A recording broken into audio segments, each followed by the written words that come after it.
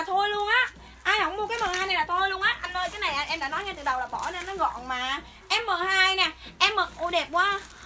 Ôi. M2 kèm số điện thoại giùm em hả? Không chị ơi, bên em là gọi chốt đơn, đọc mẫu, đọc mã, bao kiểm tra hàng trước khi nhận, khỏi lo nhá. Rồi. Mấy chị mua hàng nhớ comment đúng mà, đúng số điện thoại là hệ thống bên em nó tự lên đơn hết nha mấy chị. Rồi bên em là em không đọc tên mấy chị vẫn có đủ hàng hết nha. Em bán hôm nay em bán buổi tối khuya cho nên là hát cũng vừa vừa thôi. Ngồi để hàng xóm mà nó chửi chị Phương Nữ, chị Bé Đen, chị Cẩm Nhung Phan tag tên bạn bè vô mà mua nha mấy chị em nhé. Cái bay này nó không lên nổi người luôn. Rồi ok nha, chị Jenny Nguyễn nè. Ok nhá, M2 nhá, chị Linh Trương này, M1 em không đọc tên nữa. Phần mềm nó lên đơn á, M2 em chỉ án chừng và qua mẫu thôi. Chị Trang nhỏ, chị Nhi Phan, chị Phương Nữ, trời ơi đẹp thiệt sự.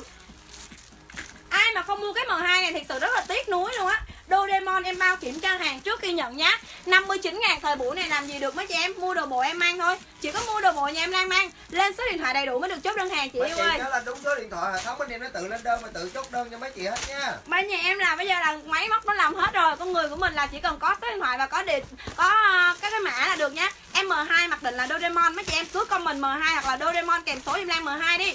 Ok Nguyễn Ri nhá. Ok Bé Đen rồi nhá. Phần mềm lên đơn mấy chị chỉ cần comment đúng một lần là đã có đơn rồi ha. Gia Huy nhớ lựa 3 bộ trở lên, ngày mai sẽ có nhân viên nó gọi chốt đơn cho mấy chị hết. Trần Hương, Trần Thảo bao nhiêu cho đủ cái mã 2 này. Kỳ Duyên ok chị nhá. M2 kèm số nha mấy chị em hả. Trời ơi đẹp thật sự luôn á mấy chị em. Không đọc tên kịp mấy chị vẫn có đủ hàng hết nha mấy chị đừng chờ đọc tên nha. Đừng chờ đọc tên nhé, cứ comment là đã có đơn rồi. Khuya rồi đọc tên đau họng luôn nè. Khuya rồi em không cần đọc tên nhé. Em thấy chị Nguyễn Ri, Trình Ngọc Dầu. Đây là cái livestream không phải là phát lại. Đây là livestream buổi tối ngày hôm nay là 9 giờ mấy rồi nha. Lan đó là Lan chứ không là ai đâu nha. Không là Lan thì không nhà ai có đồ này. Và không bao giờ được bao kiểm tra hàng trước khi nhận. Lên livestream em sợ lắm cho nên em phải bao cho mấy chị kiểm tra hàng trước khi nhận. Tự tin mua hàng nhà Lan nhé. Comment đúng một lần và có số điện thoại. Chắc chắn phải có số điện thoại qua mẫu nha. Đó. Mấy chị nhớ lên đúng số điện thoại là hệ thống bên em nó tự lên đơn hết. Rồi ok, chị. lên cho mấy bà một mẫu nữa nha. Chia sẻ livestream. Đi về rất là nhiều mẫu mất rất là mới và đẹp nha mấy chị đợi xíu bên em lên đủ mẫu cho mấy chị hết nha. Cho em một lần chia sẻ và like cái bay này giùm em nhá. Dù mấy chị là đang nào ở cái bay nào, em like một lần hai mấy lần cho những cái tên em đọc rất là lạ. Đừng hỏi là số ký nữa. Hãy đọc bài game 40 tới 70 kg tối ngày hôm nay mấy chị hỏi số ký nhiều quá mà đang thấy mà đang lơ đó. Chị Cẩm Thu ơi, chị có nói nghe đang nói là đọc tên một lần thôi.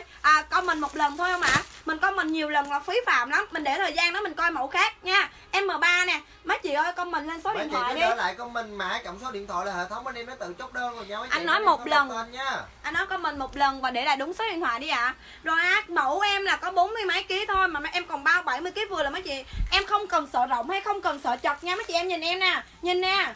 Trời ơi, hàng em bao cho mấy chị em mà mấy chị em lo cái gì vậy? M3 kèm số em nha. Em mặc là tầm G48 49 kg nha mấy chị. Anh có cái mẫu nào màu hồng không? Nãy giờ quên mất cái màu hồng rồi. M3 kèm số em nhá. Buca xám này màu hồng rồi. Các kiểu con đà điểu cho mấy bà vui coi. M3 kèm số em.